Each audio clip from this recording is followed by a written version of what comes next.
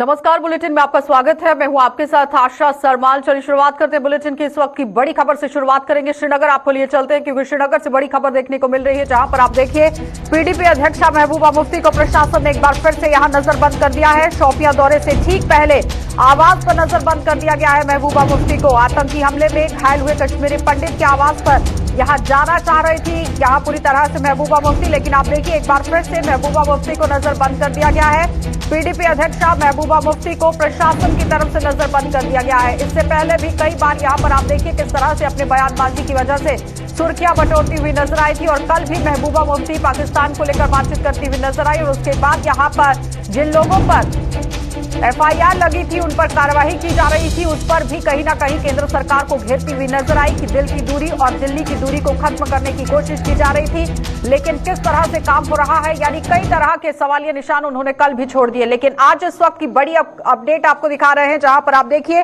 PDP अध्यक्षा महबूबा मुफ्ती प्रशासन पर कहीं ना कहीं तंज कसती हुई नजर आई हैं और यहां उन्हें नजरबंद कर दिया गया है। शोपियां दौरे से ठीक पहले अपने ही आवास पर उन्हें नजरबंद कर दिया गया है। आतंकी हमले में घायल हुए कश्मीरी पंडित के आवास पर वो पहुंचना चाह रही थी, वहां पर जाने की कोशिश वो कर रही थी, लेकिन इस बीच में प्रशासन की तरफ से नजरबंद कर दिया गया है। जिस तरह से हर बार सुर्खियां बटोरती हुई नजर आई है, लेकिन आज क्या कुछ वहां पर चल रहा है, किस तरह से हालात है, तजम्मुल हमारे संवाददाता हमारे साथ जुड़ चुके हैं। तजम्मुल, आपसे जानना चाहेंगे कि जिस तरह से कल भी महबूबा मुफ्ती काफी तरीके से स्टेटमेंट्स जो है वो जारी करती हुई नजर आई, लेकिन आज इन्हें नजरबंद कर दिया गया, क्या कहेंगे? देखिए हर्षा, आपको याद होगा कि पीडीपी अध्यक्षा महबूबा मुफ्ती को 5 अगस्त 2019 के बाद जम्मू कश्मीर की जो नई तस्वीर सामने आई, उसके बाद दर्जनों बार उन्हें घर में डिटेन कर दिया गया। कई बार दक्षिणी कश्मीर, कई बार सेंट्रल कश्मीर और कई बार सेंट्रल नॉर्थ कश्मीर का दौरा भी उन्हें रद्द करना पड़ा। आज के दौरे के बारे में आपको बताऊं कि महबूबा मुफ्ती को आज हरमैन शरीफ शोपियान जाना था, जहां पर बीते हफ्ते में बंदूक बरदारों की तरफ से कश्मीरी पंडित फैमिली पर हमला किया था और सोनू कुमार नामी शख्स जो है वहां पर जख्मी हुआ था।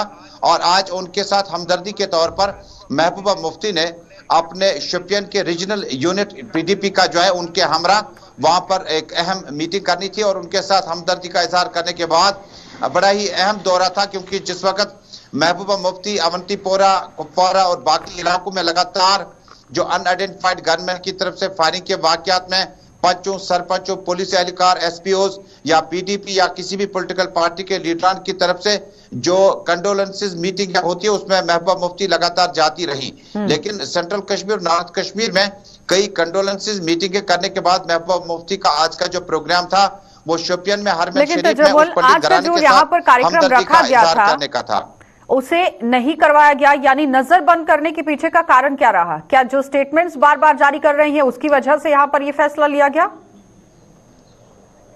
देखिए, ये प्रशासन ही सही तौर पर बता सकता है कि आखिर पीडीपी सुप्रीमो महबूबा मुफ्ती को नजरबंद डिटेन करने से प्रशासन ने क्या कुछ पाना है। यानी प्रशासन अगर इस तरह से सोच रहे कि महबूबा मुफ्ती के वहां जाने से कोई जनसभा होगी या वहां पर हालात ज्यादा बेहतर भी नहीं है। आज चूंकि दक्षिणी कश्मीर में या किसी भी इलाके में अभी तक किसी इनकाउंटर की या बड़े इस तरह के लॉ एंड ऑर्डर की कोई खबर नहीं है, ताम नामालूम वजूहात की बिना पर गवर्नमेंट ने महबूबा मुफ्ती को अपने घर में डिटेन किया और उन्हें घर से बाहर आने नहीं दिया गया। हालांकि इस ज़मीन में मैंने कुछ देर पहले सीनियर पुलिस अफसर से राब्ता कायम किया और जानना चाहा कि महबूबा मुफ्ती को शोपियान दौरे से कबल डिटेन क्यों किया गया, तो उन्होंने इस पर कोई भी बयान जारी नहीं किया, न इस बात को काफी ज्यादा आगे बढ़ाने की कोशिश की। क्योंकि ये मामला हर्षा, आपको याद होगा कि लॉ एंड ऑर्डर के मामला सरकार के पास महफूज रहते हैं, वो कब किस वक्त किस समय में कौन सा फैसला सादिर करते हैं, इसमें पुलिस अफसरान या बड़ी बैठक जो हर बार देखा गया है कि अगर कभी भी नजरबंद किया गया है महबूबा मुफ्ती को या फिर काम को रोकने की कोशिश होती है, तो महबूबा मुफ्ती खुद से ही एक वीडियो जारी करती हैं जिसमें वो पूरी तरह से अपनी बात जो है वो सामने रखती हैं। क्या इस तरह से कोई बातचीत को सामने रखने की कोशिश की गई आज महबूबा मुफ्ती की तरफ से? तजम्मुल, मेरी आवाज आ रही है? जी। ये बताइए कि जब पिछले समय भी आपने देखा था कि किस तरह से नजरबंद किया गया था महबूबा मुफ्ती को, जहां पर उन्होंने बाहर से लोगों के साथ मुलाकात करनी थी, युवाओं के साथ मिलना था, लेकिन इस बीच में नजरबंद कर दिया गया और अपने घर के अंदर से ही वो एक वीडियो जारी करती हुई नजर आई थी। क्या आज कोई इस तरह से वीडियो सामने आई या कोई बयानबाजी? देखिए, महबूबा मुफ्ती को चूंकि जो टूर प्रोग्राम दिया जाता है, किसी भी जो फॉर्मर चीफ मिनिस्टर रहे हों या पार्टी के प्रेसिडेंट हो, तो उनका प्रोग्राम जाता है और प्रोग्राम के बाद अनुमति अगर मिलती है तो उसके बाद ही जाया जाता है। लेकिन आज चूंकि जब महबूबा मुफ्ती को इस प्रोग्राम के हवाले से वो अपने सरकारी हाउस जो है उनका उससे बाहर आ रही थी अपने गेट की तरफ, सदर दफ्तर की तरफ, और वहां से पहुंचते ही उन्हें पुलिस एहलकार ने बताया कि आपको इस गेट से बाहर आने की अनुमति नहीं दी जा सकती है क्योंकि आपको सरकार ने डिटेन कर रखा है।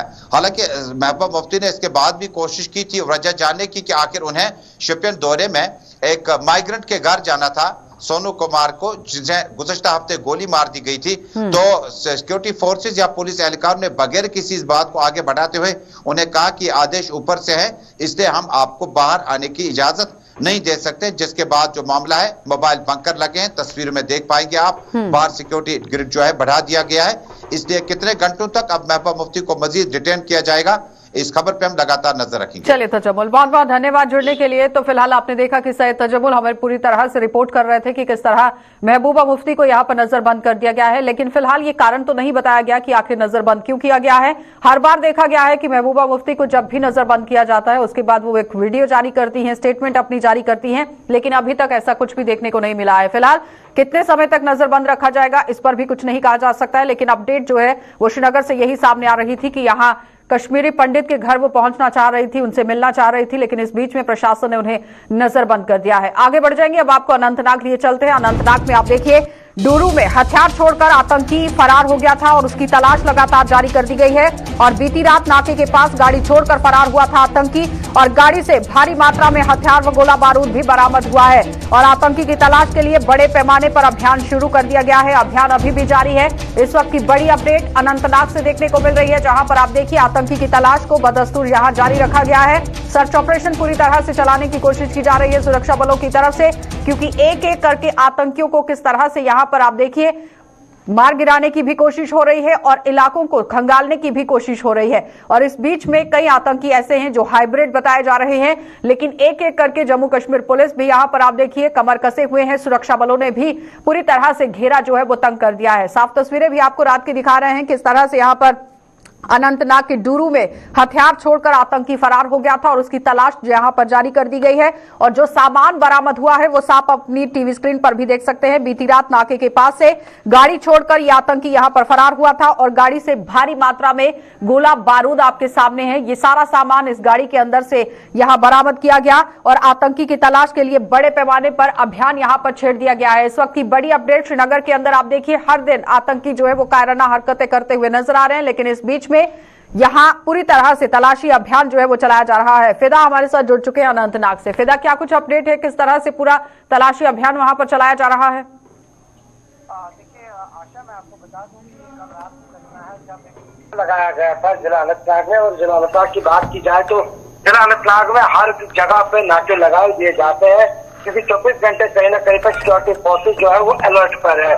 उसी को देखते हुए रात के वक्त जो जिला अनंतनाग में एक कार जो है वो वहां से निकल रही थी, क्योंकि अचानक उसको जो है पेट्रोलिंग पार्टी पर नजर पड़ी तो उन्होंने अपनी वाहन जो है वो वहां पर ही छोड़ दी। और जब वहां पर सिक्योरिटी फोर्सेज वाहन के नजदीक पहुंच गए तो वहां पर एक बैग मिला और उस बैग में से हथियार जो है वो बरामद किए गए हैं। हालांकि ड्राइवर जो है वो वहां से भागने में सफल हुआ है, लेकिन उसको पकड़ने के लिए जहां सिक्योरिटी फोर्सेज ने रात को ही और इजाफे जो है यहाँ पे नाका पार्टी जो है वो लगाई है, लेकिन अभी तक जो है वो कामयाबी नहीं मिली है। लेकिन पुलिस ने इस मामले में एक मामला भी दर्ज किया है, तहकीकात जारी है कि क्या वाहन में और भी लोग थे, क्या वाहन में सिर्फ एक चालक था। ये कुछ तब सामने आई जब कल रात को ये घटना घटी है और उसमें से एक 56 राइफल है, उसके राउंड है, मैगजीन है, पिस्टल है, हैंड ग्रेनेड है और वो वहाँ पे उस कार में। फिदा, जिस तरह से सामान बरामद किया गया है, भारी मात्रा में गोला बारूद यहाँ पर बरामद हुआ है जिसमें कोई दोराहे नहीं है। मंशा साफ दिख रही है कि गाड़ी के अंदर बैठने वाले की मंशा क्या रही है। क्या किसी सीसीटीवी फुटेज को खंगालने की कोशिश की गई, वहां से पता चलाने की कोशिश की गई कि कौन शख्स था गाड़ी के अंदर? देखिए आशा, अभी तक सीसीटीवी फुटेज का भी इंतजार है कि क्या सीसीटीवी फुटेज का वहाँ पर कैमरा नष्ट है उस इलाके में जहाँ से ये गाड़ी जो है बरामद की गई है, जहाँ से हथियार बरामद किए गए हैं, उसको खंगालने के लिए और भी तहकीकात जो है वो पुलिस ने शुरू की होगी यहाँ पे अपनी जगह पे, और अभी कुछ देर का इंतजार करना पड़ेगा। शायद उसमें और भी गुत्थी जो है शायद वो सामने आ जाएगी, लेकिन अभी और इंतजार करना पड़ेगा इस मामले। फिदा, कल भी देखा गया था कि एनकाउंटर का सिलसिला किस तरह से कुलगाम के अंदर शुरू हो गया, जहां पर आतंकियों को मारा भी गया, और इस बीच में श्रीनगर के भी डलगेट इलाके में किस तरह से वहां पर भी आतंकी गतिविधियां देखी गई, एनकाउंटर वहां पर शुरू हो गया। लेकिन अनंतनाग के डूरू इलाके से अगर ये बड़ी बरामदगी यहां पर होती है तो एक सवाल जरूर बनता है कि क्या तार कहीं एक दूसरे के साथ जुड़ते हुए नजर तो नहीं आएंगे? देखिए आशा, जैसे कि मैं पहले भी कह चुका हूं कि जहां आपने मुठभेड़ की बात की है, श्रीनगर की बात की है, कुलगाम की बात की, या अनंतनाग में जो मुठभेड़ हुई है उसको देखते हुए अगर इस सामान की बात की जाए जो हथियार बरामद किए गए हैं, इसके तार कहाँ से जुड़े हैं, वो तो जिस तरह से मैंने कहा कि कुछ ही देर के बाद शायद उसका खुलासा होगा या फिर उसका इंतजार करना पड़ेगा।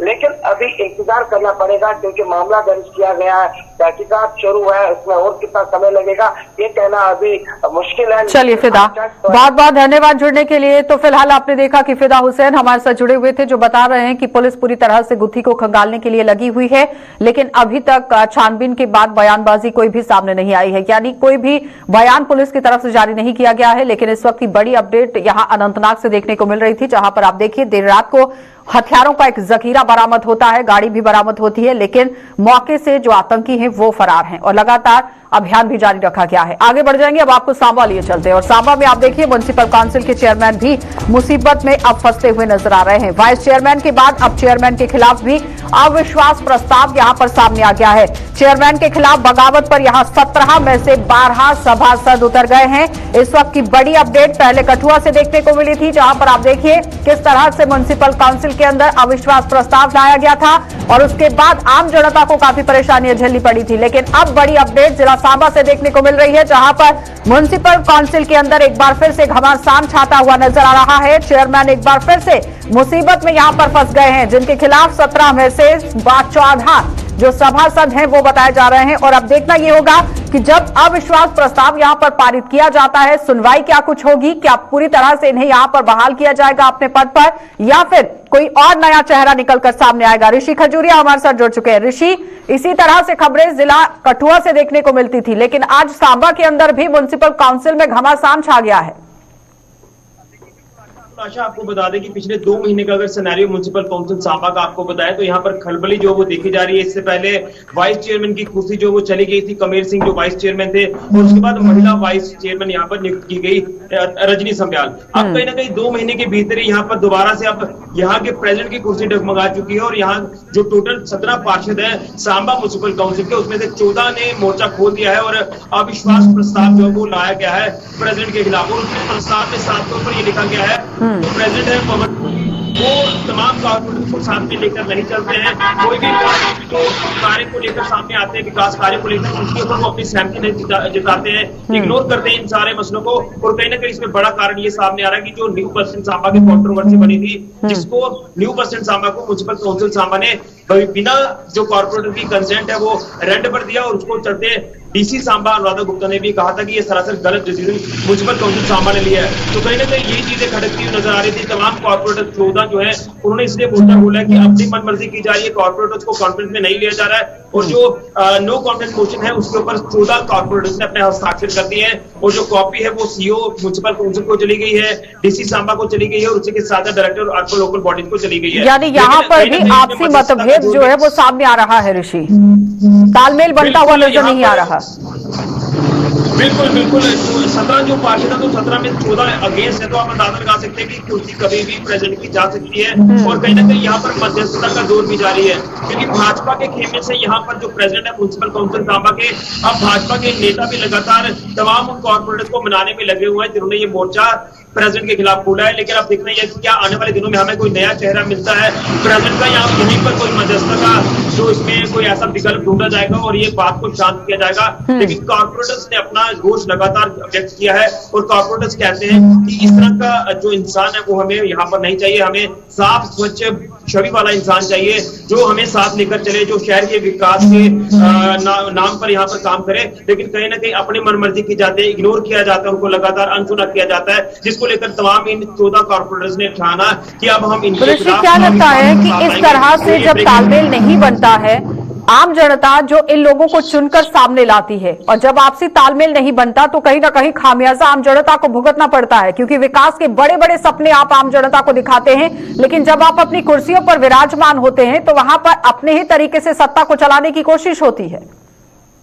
देखिए बिल्कुल, जब वोट मांगे जाते हैं तब ये कहा जाता है कि हम विकास कार्य की रफ्तार को यहाँ पर बढ़ाएंगे, और मुझे लगता है कि 4 साल का वक्त हो चला है यहाँ सांबा म्युनिसिपल काउंसिल की ये बॉडी बने हुए, लेकिन कहीं ना कहीं फंड्स का हवाला लगातार दिया गया कि यहाँ पर फंड्स की कमी है, यहाँ पर फलां कमी है, इसके चलते यहाँ पर विकास कार्य नहीं हो रहे। लेकिन साफ तौर पर इनकी तरफ से ये कहा जाता है काउंसिल की तरफ से, तमाम जो सीईओ है यहाँ के प्रेसिडेंट है, कि हमारे पास फंड की कमी नहीं है। अगर फंड की कमी नहीं है तो फिर क्यों हमें विकास कार्य यहाँ पर देखने को नहीं मिलते? कहीं ना कहीं मिली भगत के आरोप यहाँ सीईओ के ऊपर लगे हैं, यहाँ के प्रेसिडेंट के ऊपर लगे, जिनकी कुर्सी अब डगमगा चुकी है। तो अब कहीं ना कहीं जो कॉर्पोरेटर्स है वो मानने के लिए तैयार ही नहीं है। वो साफ तौर पर कह रहे हैं कि हमें एक नया चेहरा चाहिए, लेकिन वो नया चेहरा कौन होगा ये तो आने वाले दिनों में पता चलेगा।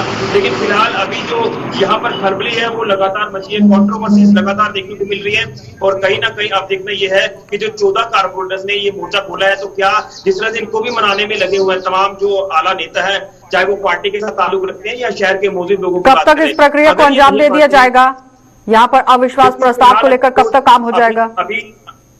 अभी तो प्रस्ताव जो वो लाया गया है, इसके बाद फ्लोर टेस्ट की प्रक्रिया को भी पूरा किया जाएगा और उससे ही पूरा क्लियर हो पाएगा कि कितने पार्षद अगेंस्ट है। हालांकि 14 ने तो साइन किए आपने, लेकिन कहीं ना कहीं जब फ्लोर टेस्ट होगा, फ्लोर टेस्ट की प्रक्रिया के बाद ही पूरा कंफर्म हो पाएगा। ये मुझे लगता है कि जल्द ही ये प्रक्रिया भी पूरी कर ली जाएगी।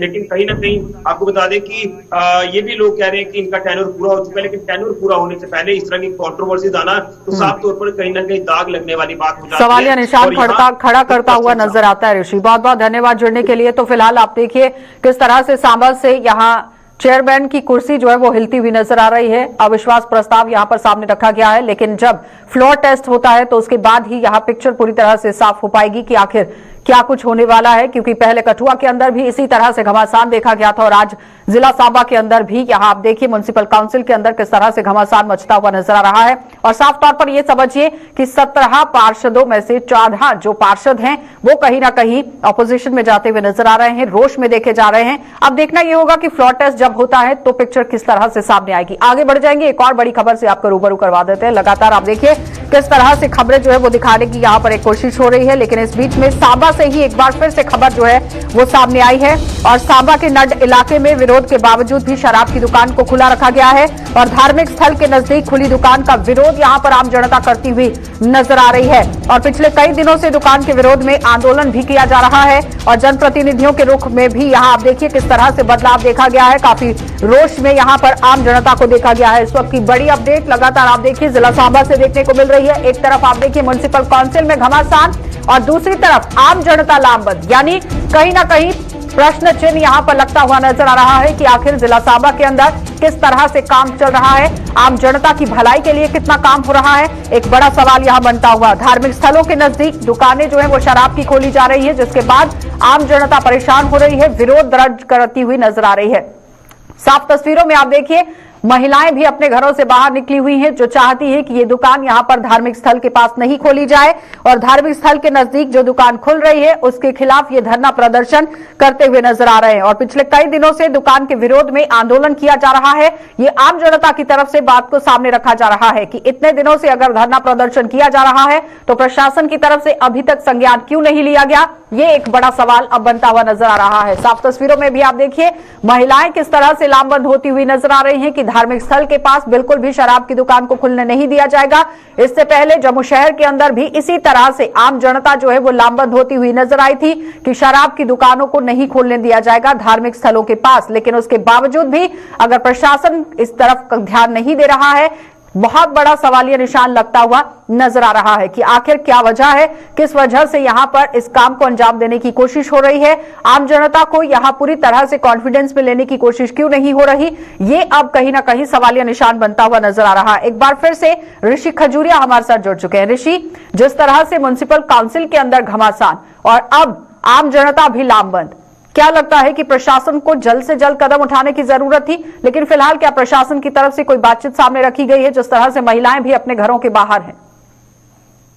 देखिए बिल्कुल जो वाइन शॉप खोलने का जो मसला है लगातार आपको बताना चाहते हैं कि जिस तरह से क्या वाइन शॉप खोलने का ऑर्डर जब आया जम्मू कश्मीर में तो तमाम जिन इलाकों में या वाइन शॉप खोलना शुरू हुई वहां के लोगों ने सामने इलाके की बात तो एक महीने से ये विरोध जताया जा रहा है कि यहाँ पर वाइन शॉप नहीं खुलने देंगे। तमाम महिलाओं ने यहाँ पर मोर्चा खोला, तमाम पुरुषों की बात करें, बच्चों की बात करें तो उन्होंने प्रोटेस्ट किए कि हम यहाँ वाइन शॉप नहीं खुलने देंगे, ये मोहल्ले में वाइन शॉप खुल रही है और कहने की युवा पीढ़ी बर्बाद हो रही है। लेकिन उसके चलते एक महीने का विरोध लगातार हुआ, लेकिन आज फाइनली यहाँ पर वाइन शॉप खुली है और पुलिस प्रोटेक्शन में यह वाइन शॉप खुली। लेकिन महिलाओं की बात करें तो यहाँ रोती बिलखती नजर आई, यहाँ पर वो रो रो कर जो वो उनका बुरा हाल था, लेकिन उनकी एक नहीं चली और आज ये वाइन शॉप खुली है। इसी के ऊपर मैं ज्यादा जानकारी दूंगा। यहाँ हमारे साथ यहाँ जर्नलिस्ट अजय जी है, ये नट इलाके से ताल्लुक रखते हैं, इनसे पूरी पिक्चर क्लियर कराने की कोशिश करेंगे। आपसे जानना चाहूंगा तमाम ये जो कॉन्ट्रोवर्सी है, इसमें सरपंच मंच लगातार जनप्रतिनिधि कहलाते हैं, वो लोगों की बात करते नजर आते हैं, लेकिन एक महीने से प्रोटेस्ट लोग वो अपने लोगों का साथ देने नहीं आए और आज वाइन शॉप खुलवाने के लिए तमाम सरपंच यहाँ पर पहुंच चुके। क्या कहना चाहते हैं, कहाँ तक आपको लग रहा था कि ये जो हालात बनने थे ये नहीं बनते अगर पंच पहले ही मौका समझ? ये बात बनने के बाद जो लोगों की सबसे पहले महिला मिल गई है वो शराब की लोग बेची, जहाँ भी लोगों की डिमांड की कॉलेज खुले, ITI खुले, यहाँ पर और सेक्टर खुले, लेकिन ये शराब की दुकान आई थी। 1 महीने से लोग लगातार प्रोटेस्ट कर रहे थे, उसके लिए पूरी प्लानिंग की थी, राजमार्ग बंद किया गया था। लेकिन सबसे बड़ी नालायकी ये थी कि कोई पंच सरपंच DDP थी लोगों के साथ नहीं था। और ये शराब सबसे रानी की बात यह है कि लोगों के घरों के बिल्कुल पास हुआ है।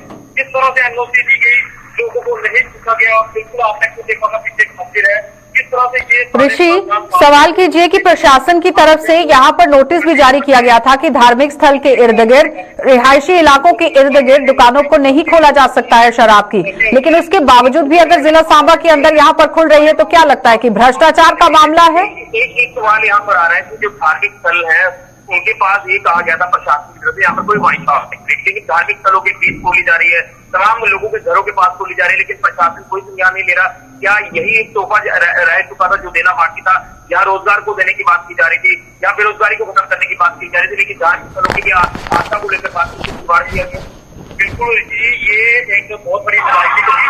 आप रोड के फ्रंट देते हो, पीछे उसके बिल्कुल एक मंदिर है जो कि काफी खास हुआ, और मैं कहता हूँ मंदिर से बिल्कुल कोई 10 मीटर की दूरी पर लोगों के घर है, लेकिन आप सच्चाई ये है कि वो लोग आपको कभी भी अपने घरों से बाहर नहीं निकल पाएंगे। आज आपने देखा खुल गया है, देखा वहां पे खुल गया है, पुलिस ने वहां पे मिलकर खुलवाया और आज पंच सरपंच भी यहाँ पे मौके पर आए थे और वो उनके जश्न मना रहे थे और लोगों को ये दुआ दे रहे थे कि ये आप यहाँ पे क्रिय माताओं का कोई जबरदस्ती ला रहे हैं, लेकिन आप ये सच्चाई है कि आपको एक छुट्टी बनने के बाद नया केस मिल गया और वो शराब। आखिर में जानना चाहूंगा, अब ये जो रणनीति आपकी तरफ से अभी लगातार अपनाई जा रही है, हम ये विरोध लगातार जताएंगे और 1 महीने का वक्त दिया गया कि जहाँ से वाइन शॉप को शिफ्ट कर दिया जाएगा जो आश्वासन दिया जा रहा है, तो क्या कितनी सच्चाई इसमें लगती है?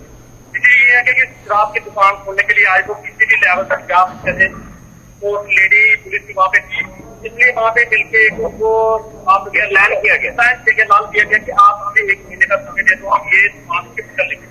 वो ठेकेदार ने लिखा, पुलिस ने इस पे साइन किया है, दोस्तों लोगों ने इस पे साइन किया कि हम 1 महीने के बाद ये खा लेंगे, लेकिन हमें लगता है कि सिर्फ एक लॉलीपॉप खा लगे तो पुलिस अगर वो खाने की बजाय अपने बिल्कुल आशा यहाँ पर एक आश्वासन दिया गया है कि 1 महीने में यहाँ से वाइन शॉप को शिफ्ट कर लेंगे, लेकिन ये सिर्फ और सिर्फ आज से खुलवाने के ट्रेंड उनकी तरफ से लाया गया।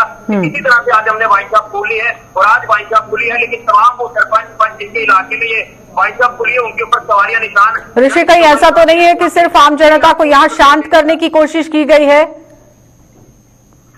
जी आप अपना सवाल दोहराएं। कहीं ऐसा तो नहीं है कि सिर्फ और सिर्फ आम जनता को शांत करने की कोशिश की गई है? ऋषि मैं वही आपको बता रहा हूँ कि ये ट्रेंड जो है वो अपनाया गया है कि किसी तरह से लोगों को शांत करके यहाँ से भेजा जाए और अपनी वाइन शॉप खोली जाए, लेकिन आज वो उनका जो ट्रेंड था वो कामयाब उन्होंने करवाया है और पंच सरपंचों के ऊपर ये सवालिया निशान लगा है। जिस तरह से महिलाएं यहाँ पर रोती बिलखती नजर आई, वो यहाँ पर ये कहती हुई नजर आई कि अब कोई भी सरपंच पंच हमारे पास वोट मांगने आएगा उनको धक्के मारकर यहाँ से निकाल दिया जाएगा।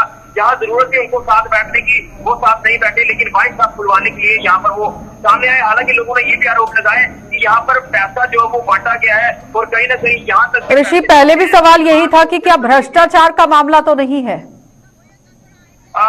देखिए तो ऐसा कुछ हमें कह नहीं सकते, लेकिन जिस तरह से महिलाएं यहाँ सामने आई है तो यहाँ से एक प्रशासन को संज्ञान लेना चाहिए था। महिलाओं ने तो ये भी कहा कि जो डीसी है सामा की वो भी एक महिला है, लेकिन उसके बावजूद भी यहाँ पर लोकेलिटीज के अंदर शराब की दुकान खुली गई है। महिलाओं के लिए आना जाना मुश्किल हो जाएगा, बच्चों के लिए मुश्किल हो जाएगा। हमने खुद देखा है 5 से 10 मीटर की दूरी पर यहाँ घर है, यहाँ मंदिर है, लेकिन ये सारी आस्थाओं के साथ खिलवाड़। लेकिन सवाल यहाँ पर ऋषि ये है कि जहां पंच सरपंचों को आम जनता के साथ बैठना चाहिए था, वो कुछ चुनिंदा लोगों के साथ बैठ गए हैं, जो एक सवाल यहाँ पर बन गया है। ऋषि, बहुत बहुत धन्यवाद जुड़ने के लिए। तो फिलहाल आपने देखा कि ऋषि खजूरिया हमारे साथ जुड़े हुए थे, जो पूरी तरह से सवालिया निशान लगाते हुए नजर आ रहे हैं कि प्रशासन की तरफ से महज एक लॉलीपॉप आम जनता को दे दिया गया है और शांत कराने की कोशिश की गई है।